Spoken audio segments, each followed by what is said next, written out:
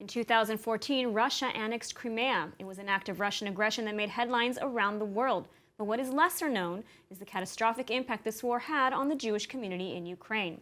And my next guest, Sam Sokol, a freelance correspondent and research fellow at the Institute for the Global Study of Antisemitism, has just launched a new book on the subject, Putin's Hybrid War and the Jews, Antisemitism, Propaganda, and the Displacement of Ukrainian Jewry. Welcome. Thank you for having me. So can you tell me a little bit about the book?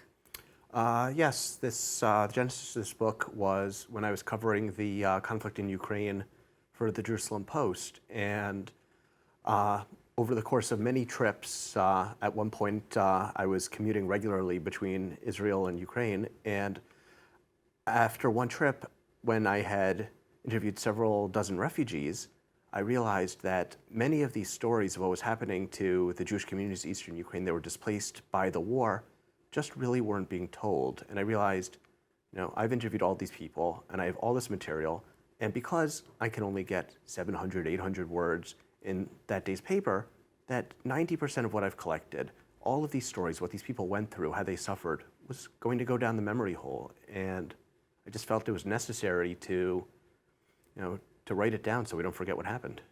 So let's talk a little bit about what happened. Yes. Let's start with sort of the Jewish community in Ukraine before the war. Can you tell us about it? Was it a thriving Jewish community? So the Jewish communities in the post-Soviet world, and especially in Ukraine, are in a very interesting position. You had they were pounded on the anvil of life for a century. Pogroms, the Holocaust, communism, and then in the 90s, with the fall of the Soviet Union, most of the members of the Jewish communities from this part of the world fled for the US or for Israel. Mm-hmm. So what you had left really wasn't so much a Jewish community as just Jews with no real communal affiliations or organizations. And over the course of the last several decades, there's been a major effort to rebuild Jewish life.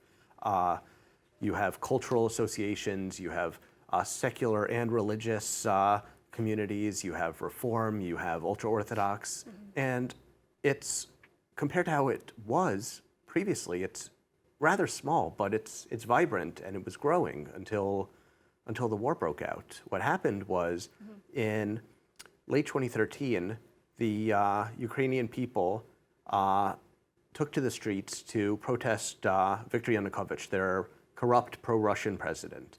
And after months of increasingly violent protests in which hundreds of thousands of Ukrainians took to the streets and occupied the center of Kiev, what's known as the Maidan Square, Yanukovych fled. And when he fled to Russia, this was very worrying to the Russians. The Russians said, one, this could jeopardize our security concerns because we have a naval base in Ukrainian Crimea, and we don't want anything to jeopardize that. And two, the Ukrainians are part of our sphere of influence. The Russians are very paternalistic towards the Ukrainians. They see them less as a separate people, as sort of off-brand Russians, so to speak. It's very, they really look down on them. And so what happens is first the Russians decide, we're going to take Crimea.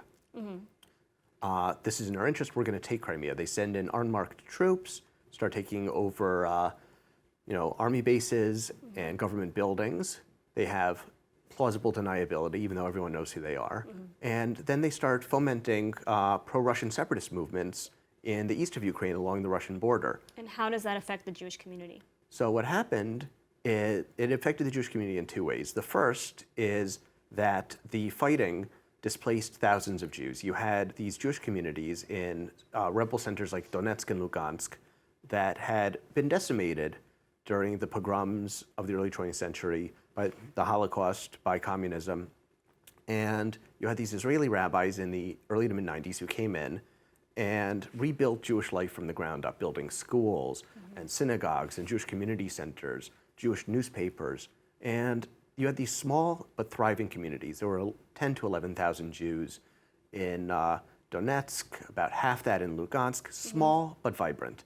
And what happened is when the war started, it created a refugee crisis within Ukraine with millions of Ukrainians fleeing the country. You have maybe 2 million or more Ukrainians who fled to Poland, and these areas held by the rebels basically emptied out. So these Jewish communities weren't immune from the massive exodus, and you start seeing the most involved people in the Jewish community with leadership roles leaving, and these communities start to wither to a husk of what they used to be. Many of them made Aliyah to Israel, is that right? Between 2013 and 2018, 32,000 and change Ukrainians made Aliyah. This is maybe the biggest Aliyah from that part of the world since the fall of the Soviet Union. In scale, it's much smaller, but it's highly significant. So the Jewish community in Ukraine, at least in these areas, has been nearly decimated. It's existing on a much lower level than it was, to say the least. You have 70, 80, 90% of the city's Jews in Donetsk having left. Exact numbers are hard to come by at this point. Demographics, when it comes to Jews, it's always an inexact science in this part of the world. But according to the best estimates, it's a fraction of what it was.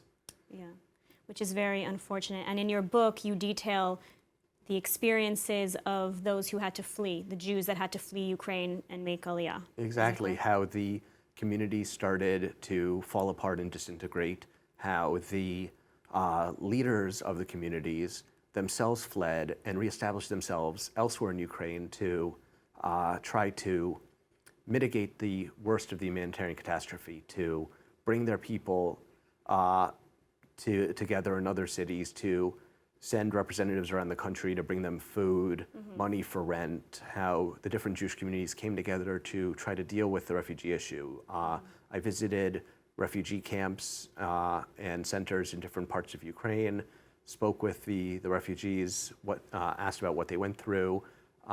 One man was telling me about how he saw a person blown up in front of him.